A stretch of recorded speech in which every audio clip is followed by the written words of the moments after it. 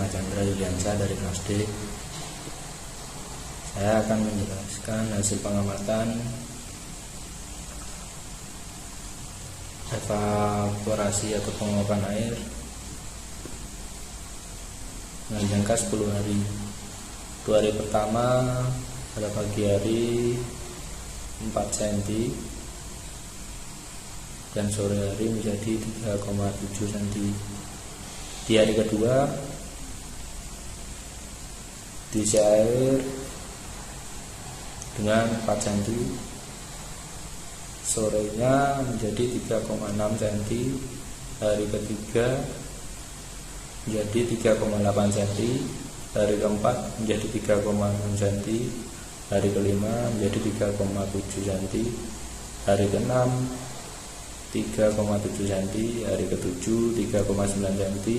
Hari ke-8 3,6 cm. Hari ke-9 3,7 cm. Hari ke-10 menjadi 3,6 cm. Jadi dapat disimpulkan proses sirkulasi atau daur ulang air ini berlangsung terus-menerus sehingga ketersediaan air habis.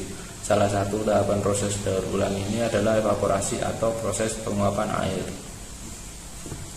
Untuk selanjutnya, komponen yang belum disebutkan adalah percolation. Percolation adalah tahap selanjutnya setelah infiltrasi.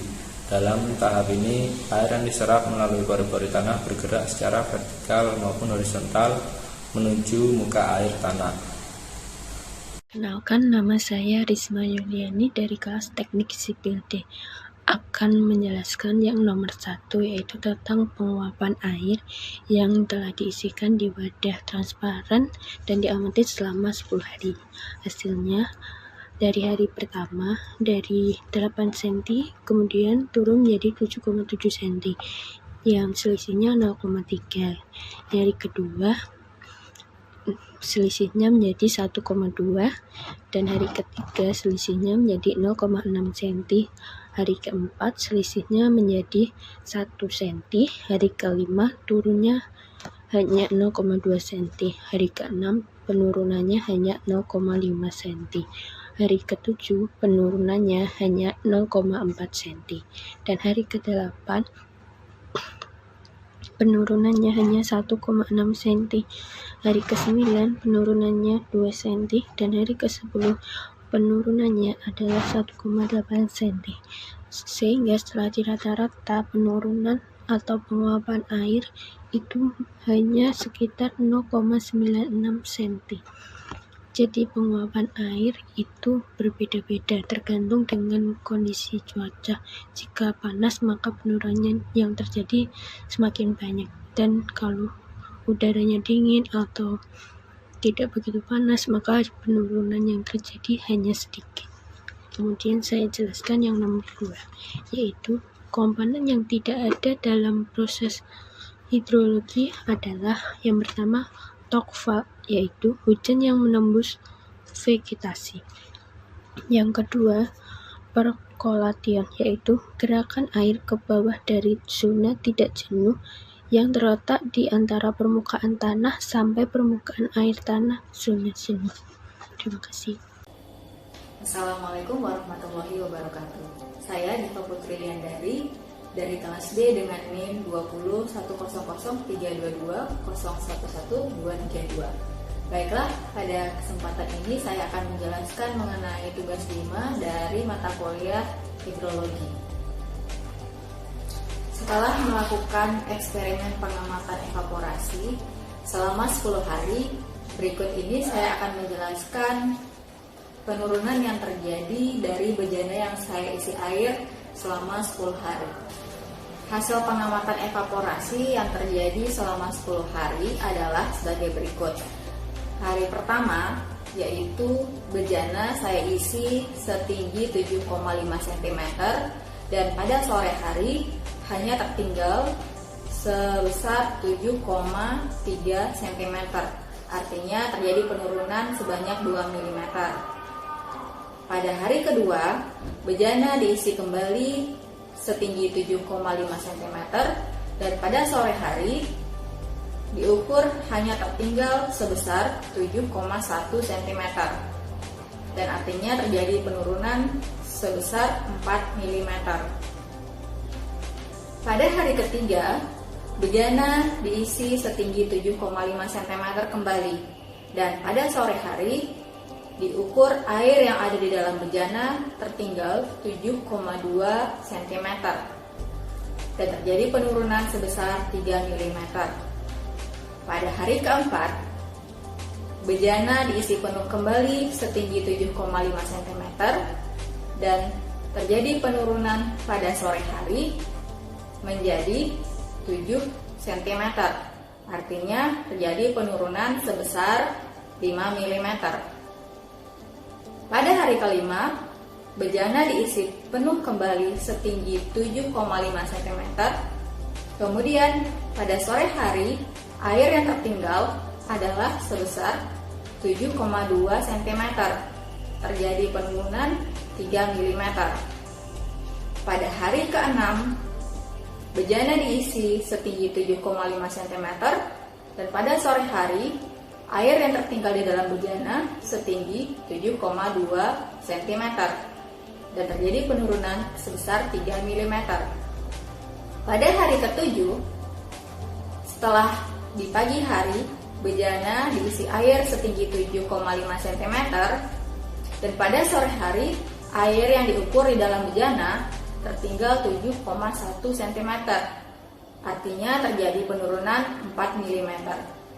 Pada hari ke-8, terjadi penurunan sebesar 5 mm, yaitu pada pagi hari diukur 7,5 cm, kemudian pada sore hari, air yang tertinggal hanya 7 cm. Kemudian, pada hari ke-9, setelah air diisi ke dalam bejana setinggi 7,5 cm, kemudian pada sore hari, air hanya tertinggal sebesar 7,2 cm. Artinya, terjadi penurunan sebesar 3 mm. Dan pada hari ke-10, bejana diisi dengan tinggi air sama dengan hari-hari sebelumnya, yaitu 7,5 cm. Kemudian pada sore hari, diukur air tertinggal hanya 7,1 cm. Artinya, di hari ke-10 terjadi penurunan sebesar 4 mm. Berdasarkan eksperimen yang telah dilakukan ini, dapat ditarik kesimpulan bahwa evaporasi terjadi besarnya dapat dipengaruhi oleh suhu di sekitar bejana yang dijadikan eksperimen. Artinya, semakin tinggi suhu pada saat itu, maka semakin besar juga proses penguapan atau evaporasi yang terjadi. Sekian yang dapat saya jelaskan mengenai eksperimen pada tugas 5 mata kuliah hidrologi berikut ini. Terima kasih. Baiklah, saya akan menjelaskan mengenai siklus yang belum terdapat dalam gambar berikut ini. Yang pertama yaitu snowfall. Snowfall adalah hujan yang menembus vegetasi. Yang kedua merupakan percolation atau perkolasi, yaitu gerakan air ke bawah dari zona tidak jenuh air yang terletak di antara permukaan tanah sampai dengan permukaan air tanah atau zona jenuh air. Assalamualaikum warahmatullahi wabarakatuh. Perkenalkan, nama saya Tri Nur Cahyo dari kelompok D5. Kali ini saya akan menjelaskan tentang eksperimen evaporasi atau penguapan air yang saya lakukan dalam 10 hari ini. Di hari pertama, saya melakukan eksperimen dengan cara menaruh air ke dalam secangkir gelas. Di pagi hari, ketinggian air setinggi 8,2 cm. Nah, ini gambarnya. Nah, terus saya eksperimen di sore hari, tepatnya jam 6 sore. Nah, terjadi penguapan air yang menjadi tinggi air di sore hari 8 cm. Jadi selisih di hari pertama yaitu 2 mm. Nah, itu untuk hari pertama. Hari kedua, dengan melakukan eksperimen yang sama ke dalam gelas yang sama, ketinggian air di pagi hari itu setinggi 7,9 cm. Nah, gambarnya. Sedangkan di sore hari, kurang lebih jam 6, saya ukur ketinggian lagi itu setinggi 7,8 cm. Nah, berarti dalam kurang lebih 1 hari ini itu turun 1 mm dalam gelas ini ya. Di hari ketiga, di pagi hari, tinggi air setinggi 7,8 cm. Nah, di sore hari, kurang lebih jam 6 lagi, berkurang menjadi 7,7 cm. Nah, selisih hari ini adalah 1 mm. Untuk hari keempat, ketinggian air di pagi hari setinggi 7,7 cm. Dan untuk sore hari, jam 6, kurang lebih, ketinggian air menjadi 7,6 cm. Nah, penguapan untuk hari ini adalah 1 mm. Untuk hari kelima, ketinggian air di pagi hari setinggi 7 cm. Dan untuk di sore hari berkurang menjadi 6,9 cm. Selisih untuk hari kelima adalah 1 mm untuk penguapan airnya. Untuk hari ke-6, ketinggian air di pagi hari setinggi 7 cm dengan gelas yang sama. Terus di sore hari jam 6, ketinggian air berkurang menjadi 6,8 cm. Selisih untuk hari ke-6 adalah 2 mm. Untuk hari ke-7, ketinggian air di pagi hari jam 7 setinggi 7 cm. Dan untuk di sore hari terjadi penguapan menjadi 6,9 cm. Penguapan di hari ke-7 sebesar sebanyak 1 mm. Di hari ke-8, ketinggian air dengan gelas yang sama setinggi 7 cm di pagi hari, kurang lebih jam 7. Dan untuk di sore harinya, kurang lebih jam 6, ketinggian air menjadi 6,8 cm. Nah, terjadilah penguapan di hari ke-8 ini sebesar 2 mm. Di hari yang ke-9, ketinggian air di pagi hari setinggi 7 cm dengan gelas yang sama. Nah, untuk di sore hari, kurang lebih jam 6, ketinggian air menjadi 6,7 cm. Nah, penguapan di hari ke-9 ini setinggi 3 mm.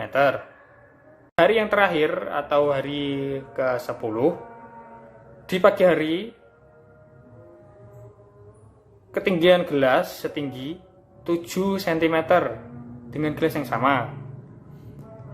Untuk sore hari, kurang lebih jam 6, ketinggian air menjadi 6,8 cm. Nah, terjadilah penguapan di hari yang terakhir ini sebanyak setinggi 2 mm. Nah, untuk kesimpulannya, selama eksperimen yang saya lakukan, ini terjadilah evaporasi penguapan air di pagi sampai sore hari, kurang lebih selama 11 jam. Di antaranya yang saya lakukan eksperimen, selisih penguapannya 1 sampai 3 mili selama 11 jam ini ya. Itulah eksperimen yang saya lakukan selama 10 hari ini. Kurang lebihnya saya minta maaf. Wassalamualaikum warahmatullahi wabarakatuh. Nama saya Tri Nur Cahyo dari kelompok D5.